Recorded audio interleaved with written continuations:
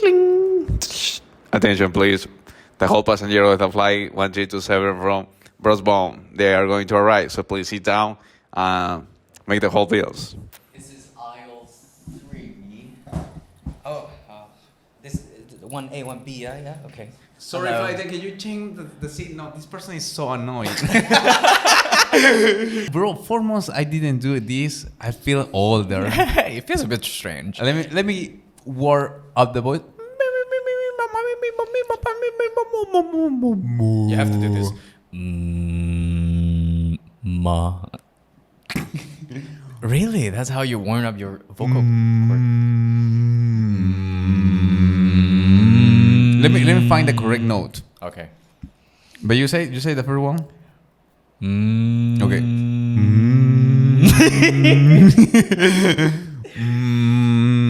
Ma. We can do this. Brosbond. Let me do that. Ladies and gentlemen, beautiful people around the whole world, my beautiful people in Taiwan, let me tell you this again. It's me, Concor! It's me, Tyler! And we are Brosbond!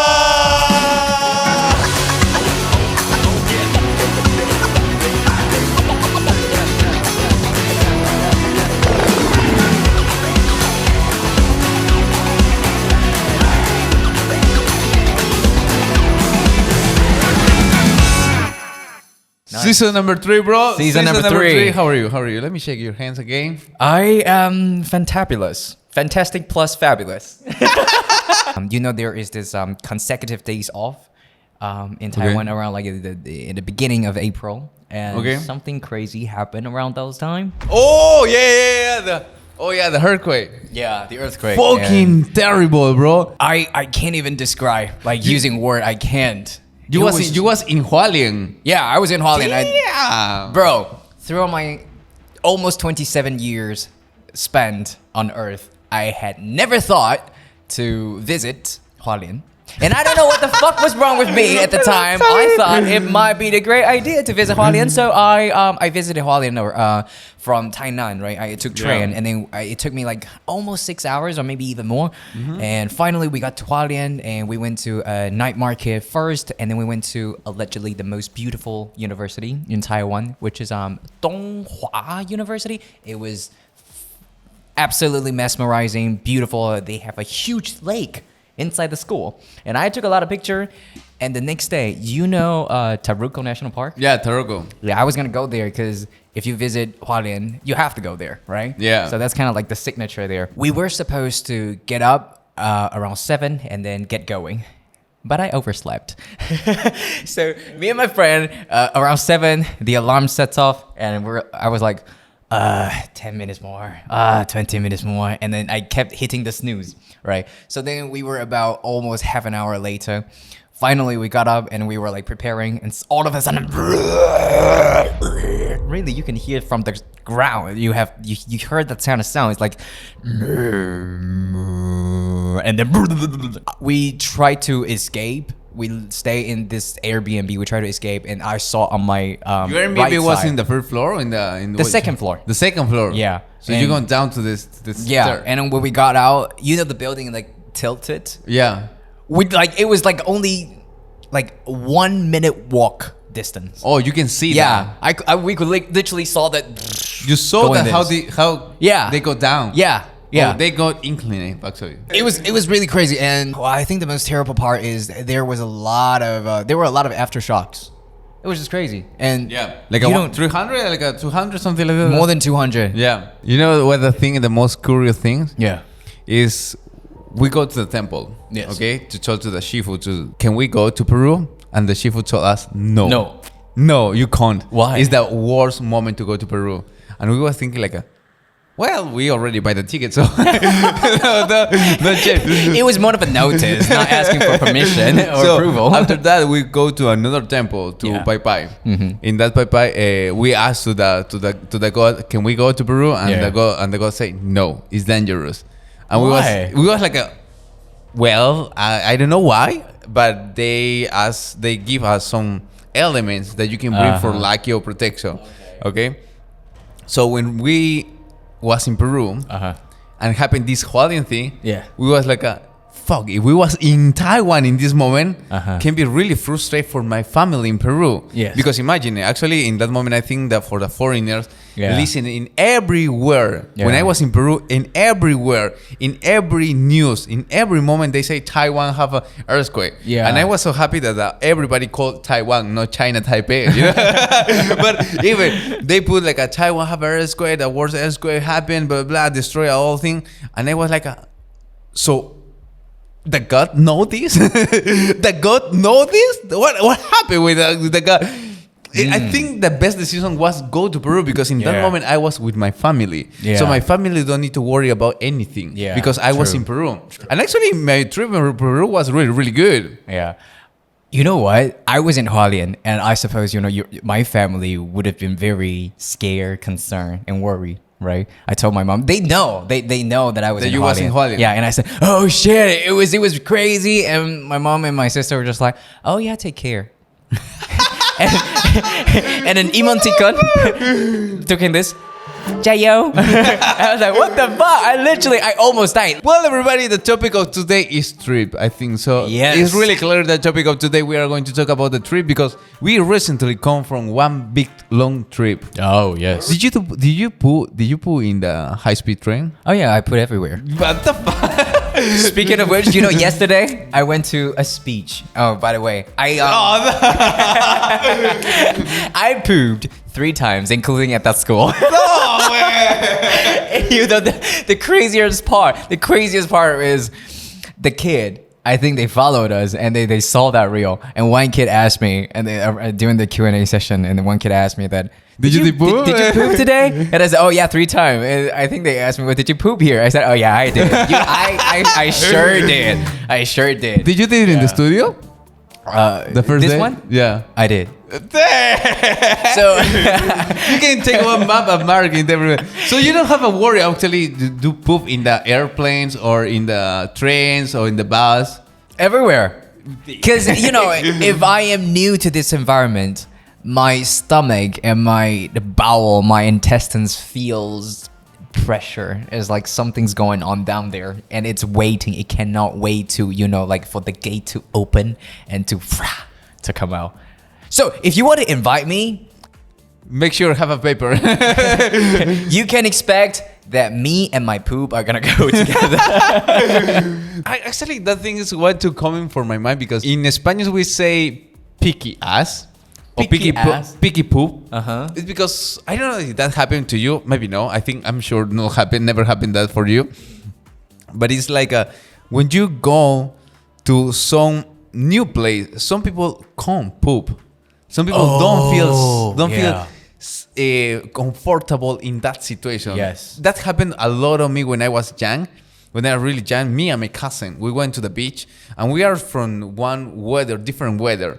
So we felt like we are sweating or we feel uncomfortable and we didn't poop in 3 days. You had constipation? Yeah. It's getting really dry and solid inside. Oh. In that moment, can't go. Because you're scared? Because you're like tense? I don't know. Maybe the nerves don't feel comfortable. But I don't think. Okay. Do you know in Taiwan happen? I think so. Like toilets and mattress. Like wherever you sleep. Some people when they go to when they stay in a hotel, they can't really fall asleep because of it's not your environment, your room. It's not your turf. So you feel, I don't know, probably animal instinct. You don't feel safe enough to do something that really release the tension. Do you feel actually when you do poop and you're asleep, it's a moment that you feel like how can I say, not safe, no vulnerable. Vulnerable. Yes. Yeah, vulnerable. Yes, you're vulnerable. Did somebody watch you when you are pooping? I've had people open it's occupied. I'm pretty sure that I locked it. But I don't know. I was facing backwards. I didn't see the guy, and I think he was probably really shocked because at the Asian squat kind of toilets. So I was facing backward. I didn't really see the guy, but I am guessing he probably saw the whole set, including the poop. And so he opened. I felt like there's a strong wind, and I was like, what? And he'd open the wind, and then I turned back, and he was like. He closed that. Yeah, he closed it. I didn't see him, but But it I'm was pretty sure he saw accidentally. everything. Yeah, he probably thought there was nobody was inside. So you didn't close the door. He closed it, but I couldn't reach it, so I didn't locked it. You- I was just like, oh god, could you please help me close it like completely?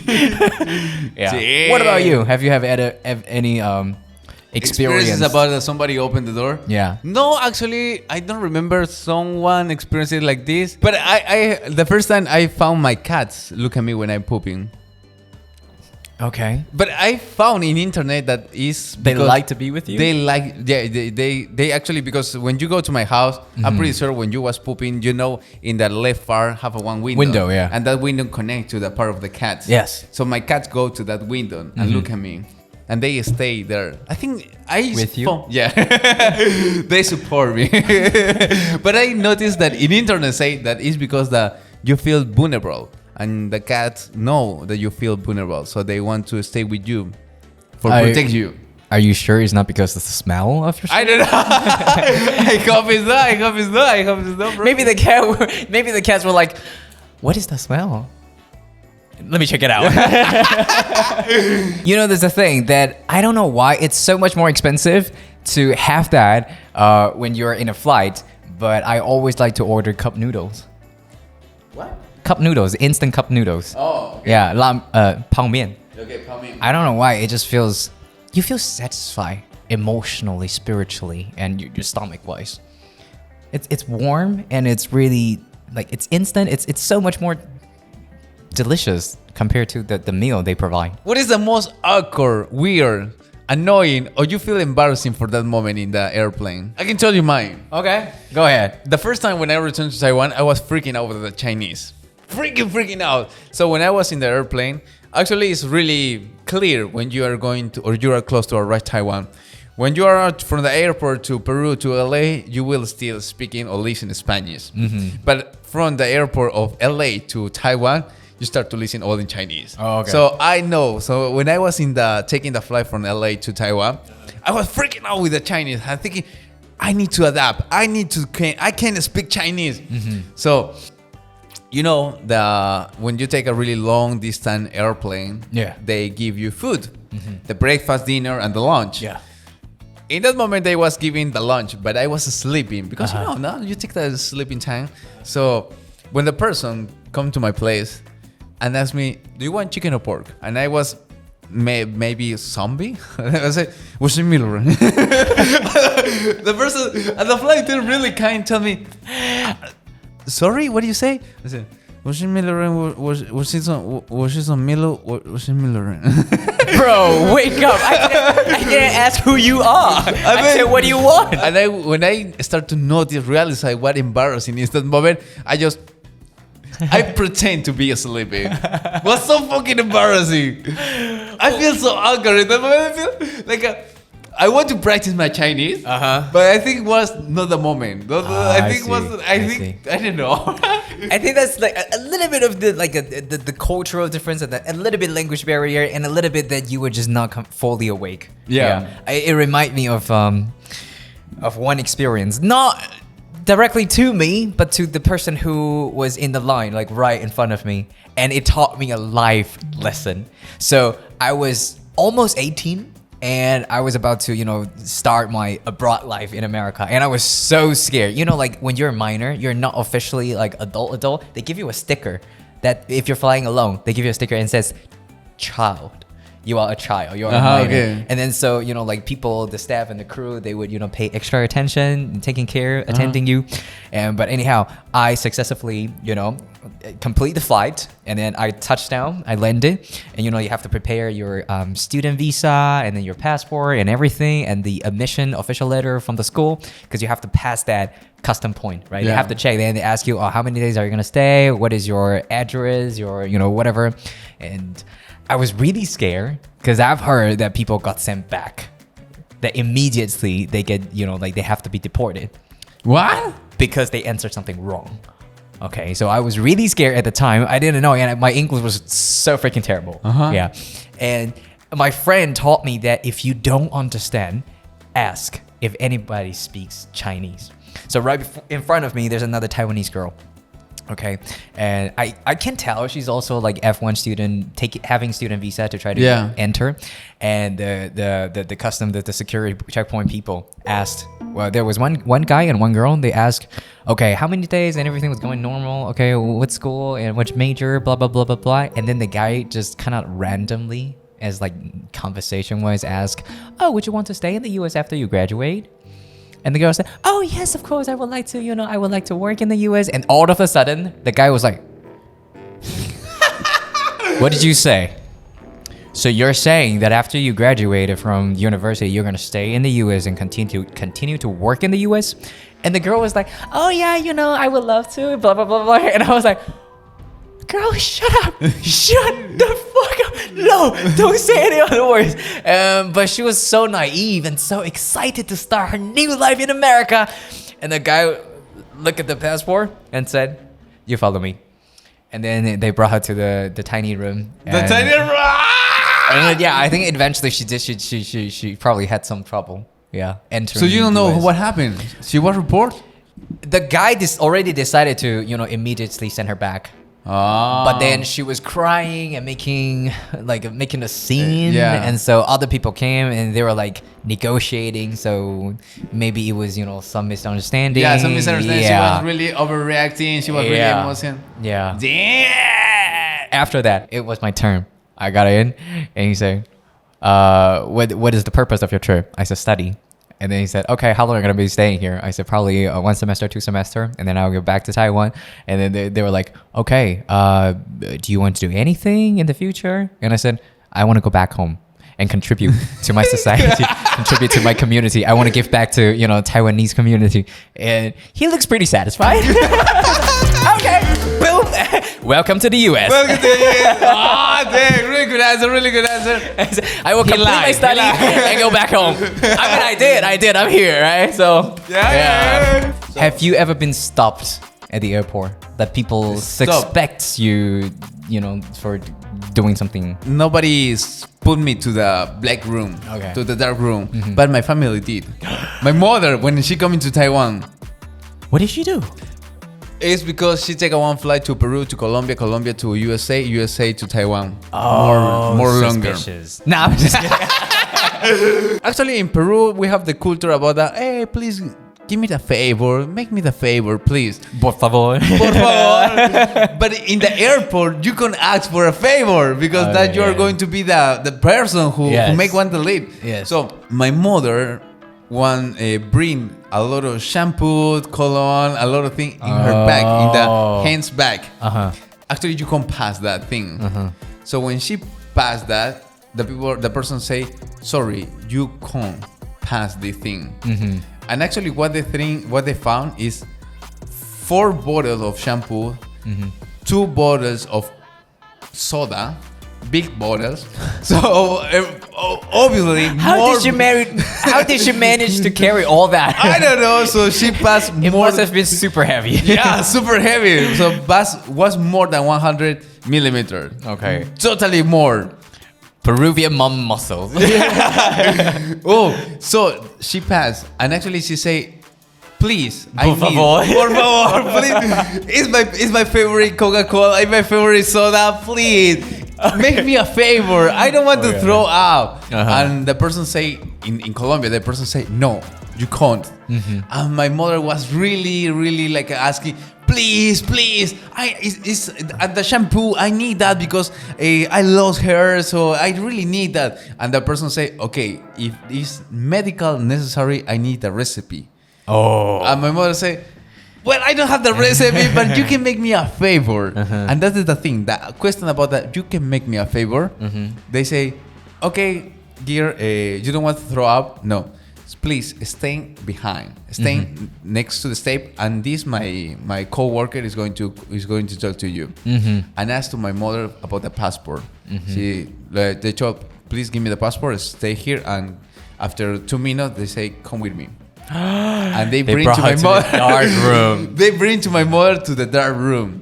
Oh, shoot. Yeah, totally. In the other room, they ask a lot of questions, normal question, routine question. Yes. And they notice that it's not that drug dealer, just is a person who don't want to throw something. But at the end of the story, yeah, she needs to throw the whole Yeah, she shampoo. had to throw all of that away. I mean, rules are rules. Rules Yeah. are rules, especially Like, in the airport. They probably understand 100% there's nothing illegal inside, but rules are rules. Do you lose something in the airport? I kind of did and didn't. So, okay. When I forgot what country specifically, but my mom bought a lot of like vitamin C capsule or health medicine. nutrition Yeah, okay. supplements. We bought a lot, like these kind of bottles, like a lot, and Damn. then we put them in with just one suitcase. And when we passed the what's it called, the X-ray? The X-ray. The X-ray. And the person said, open it up. We opened it up. And I mean, like, we went shopping, so it was quite a lot. And he goes, are those for you? Oh. Are you thinking about passing, like not really paying the custom tags and the brand coming in and you're And trying sell. to sell it? Yeah. And so it was a lot, like 30 to 40 bottles. Damn! But I promise, I swear to God, like we were gonna use it just for personal use. Yeah. Or maybe as gifts, to your relatives or family. But he couldn't believe us and it's like completely sealed, right? So the only way to prove that we are going to use it for only personal use or as gifts, he said, open every single bottle right now. Because it's completely sealed, right? So you have to like open everything, and then he's like, "Okay, now you take one of each," just to prove that you can't really sell it afterwards. Yeah, to prove. Yeah. About talking about lost something, my sister lost her phone in the LA airport, and she recovered. She did? She did. When she was in Taiwan, she spent like almost 2 months not having any phones, right? Yeah. Oh no, she spent 1 month don't 1 have month any without phones. phone because actually she stayed in Taiwan like 2 months. Yeah. But 1 month, I think less than 1 month, she spent like the first week. Actually, the first week she was without phone because she actually my parents can't speak English, but my sister can speak English. Actually, my mother paid one campament in UK to my sister improve her English. So my sister can speak really good English. The thing is, but it's not really good at carry on of stuffs. Yes. When they was in LA, Yeah. the person say, can you show me your passport, please? So she was messy, like, oh, sorry, I don't know where it is. And my father is one person who desperate really easy. Don't have a patience. Don't have he can't wait. Okay. So my father was like, hurry up. And my sister was, okay, I don't know, what is. And she put down the whole bag, opened the bag, and started to throw all the things. Oh no, I don't know where is my passport. And then she found the passport. Okay. So she throw everything out, give to the passport to the person, and they say, okay, yeah, let's go. You can go inside. When they go inside, my sister say, Where's my phone? Yeah. She forgot to retrieve the phone. Yeah. It's probably left outside. Yeah. So nobody stole it. She just left it somewhere. Yeah, she left. Actually, she left in the counter. So when we returned to the LA airport, my father saw one police officer for the airport officer. So my father saw, what you don't ask to this girl? My father and my mother have the best impression about the Taiwanese. Why? And because my father thinks the Taiwanese is the best people, the more kind people in the world. So this girl was Asian. And when they asked to the nationality, she was Taiwanese, half American. I So my sister feel confident to talk with this person. She told, I lost this thing.